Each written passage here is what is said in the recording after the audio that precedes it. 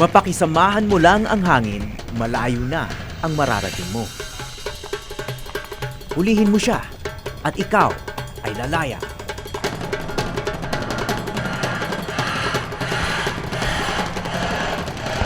Yan ang matagal nang natuklasan ng ating mga ninuno, sakay ng paraw.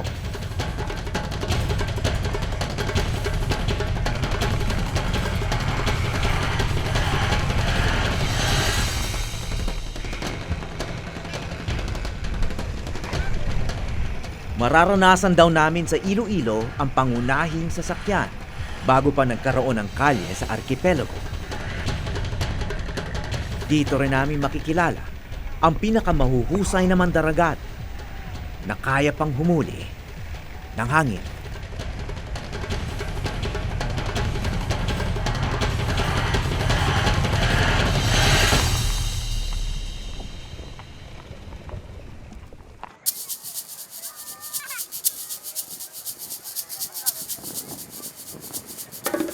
Dekada 70 pa nagsimula ang taunang Paraw Regatta Festival sa Iloilo.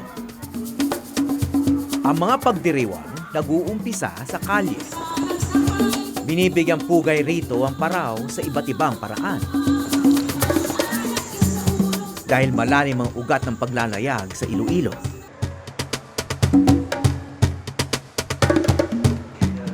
Inaral ni Libby Limoso ang mga epiko ng mga ninuno. So, ano ba yung reputation ng mga taga Iloilo pagdating sa skills nila sa paglalayag? Talagang kilala ba sila noon pa? O? Kung dito tayo mag-base sa mythology, talagang yun, medyo pasikat sila sa mga ganun. Kasi may mga pangalan yung rowers nila kahit nung mythology times pa. Kasi yung dato hindi naman nagro-row, pero may rower siya. Ibig sabihin, sa tradition nila, mahalaga yung Bawat isa? yung bawat isa. And importante siya sa structure ng kanilang community. Nasa dugo nila rito ang paglalayag. Kahit sa mga gusali, bakas ang alaala. Taon-taon nagtitipon ng mga taga-isla ng Panay sa lungsod ng Iloilo upang ipagdiwang ang tradisyon. Sama-sama sila naghahanda para sa pinakaabangan na paligsahan.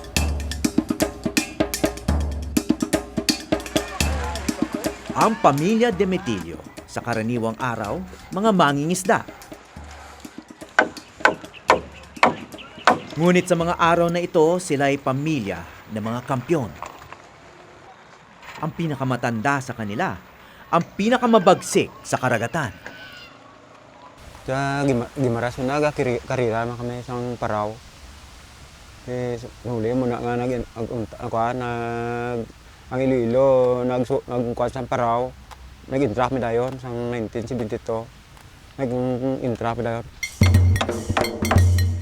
Taong 1986 nang unang nanalo sa karera si Tatay Orlando. At simula noon sa loob ng 30 taon, kung hindi second place, laging kampyon si Tatay Orlando. Nalipay mga kahintras karira eh. Kaya naman maraming gustong sumunod sa yapak ni Tatay Orlando. Isa na rito ang kanyang anak na si Carl. 8 taong gulang pa lang si Carl. Bitbit na siya ni Tatay Orlando sa kauna-unahan niyang karera. Gusto ko din ganyan kay tatay magsikat, ma'am. Kasi kasama ko sa sa mananagat, ma'am. Mananagat ng ng isda. Alam ko lahat ang gawin ko sa paraw. Kahit hindi sabihin yung ano gawin ko, alam ko na, ma'am. Tubong Leganes ang pamilya Demetilio, munisipyo sa Iloilo na kilala sa paggawa ng mga paraw. Katunayan, hindi raw basta-basta ang pagpanday ng mga paraw. Ayon kay Carl, meron pa silang ginagamit na natatanging uri ng kahoy. Ang sa amin yung secret lang yun. Baka magaya nila ang aming ginagawa. Hindi pwede namin sabihin kasi maraming mayaman eh. Alam lang ang aming ginagawa ng kahoy. Pang halap naman kahoy, mahirap talaga, ma'am. Marami kaming bundok na puntahan. Marami kaming sabihan kung ano pinakamagaan niya kahoy. Discovery, ma'am. Ang kwaya naman namin, ma'am, sa katid namin, malaki.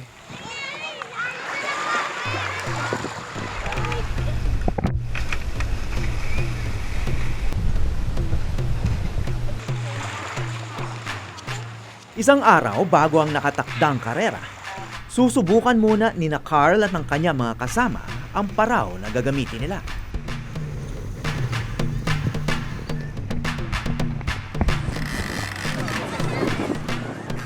Ako naman, first time.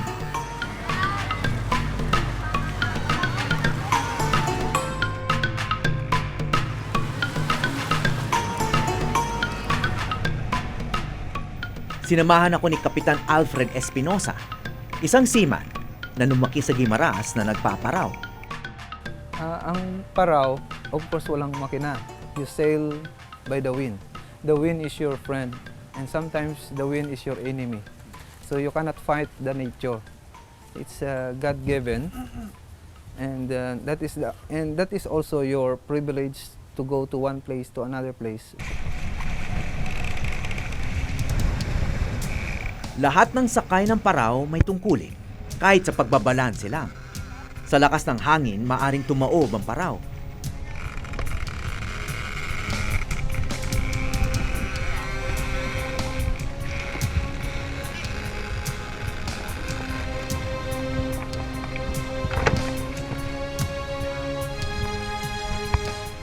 Ang kapalit, isang mabilis na biyaheng walang ingay.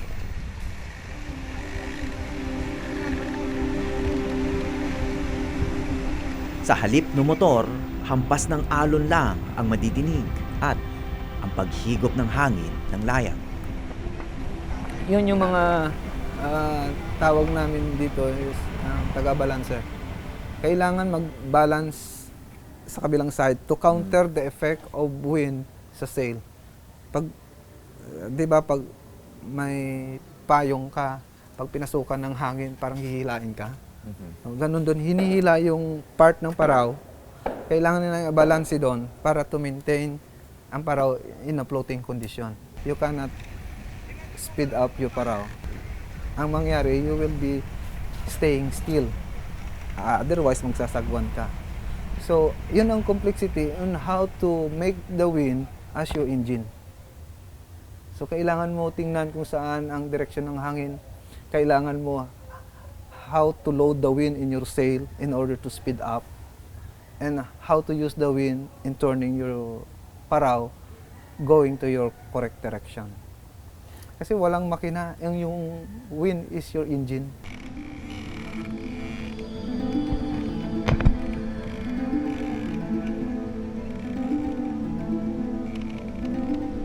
Pero yung experience na feel mo na ang ganda ng simoy ng hangin, wala kang mga rinig na tunog ng makina, walang usok, you're free as the wind, ika nga.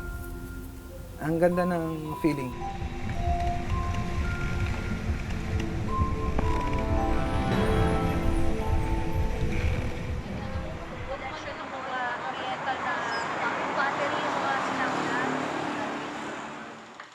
Tulad ni Tatay Orlando, nagsimula bilang mangingisda si Kapitan Espinosa. Pinalad siyang makapag-aral at naging seaman at kapitan ng barko. Ngayon, isa na siyang namamahala sa paaralan para sa mga marino sa Iloilo. Ang kapitan ako, hindi naman para dala ko, barko naman. Pero yung hangin, ang treatment ng nature is the same. So, nakarelate ako. And on my childhood, well, sailing at sea sa Parao o sa bangka, may mga malaking barko dumadaan. Binansagang Seaman Capital of the Philippines ang Iloilo. Katunayan, ang pinakaunang maritime university sa Visayas, dito matatagpuan.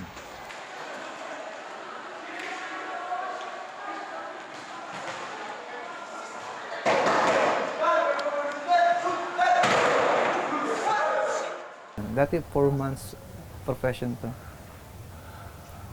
Pag seaman ka, kumbaga third class ka sa mga profession. But nowadays, hindi na. We are the greatest contributor in the Philippine economy. Sabi nga nila, hero daw ng Philippine economy kasi how many millions of dollars ang nire-remit. Unsung heroes of the sea. Kung may bayani ng karagatan, meron din kampyon ng karagatan. Isang tulog na lang sa sabak na sa karera ang mag-amang Demetilio. Pero hindi sila magkalaban. Si Carl, kasali sa open category para sa pinakamalalaking paraw na may premyong 100,000 piso para sa kampyon. At si Tatay Orlando naman nasa category A para sa mas maliliit na paraw. 50,000 piso naman na nakataya rito. Dahil pang-apat na karera pa lang ito ni Carl sa sarili niyang paraw, meron siyang pangamba. Ang hangin, ma'am, kasi ang hangin, hindi permanente kasi may malakas at may mahina. Ang malakas, handaan mo yan, mataob kayo. Pebrero raw ang pinakamainam na panahon para mangarera dahil maganda ang hangin sa buwang ito. Pero magiging kakampi kaya ni Tatay Orlando at ni Carl ang hangin sa karero bukas. Si Orlando pa kaya muli ang magiging kampiyon.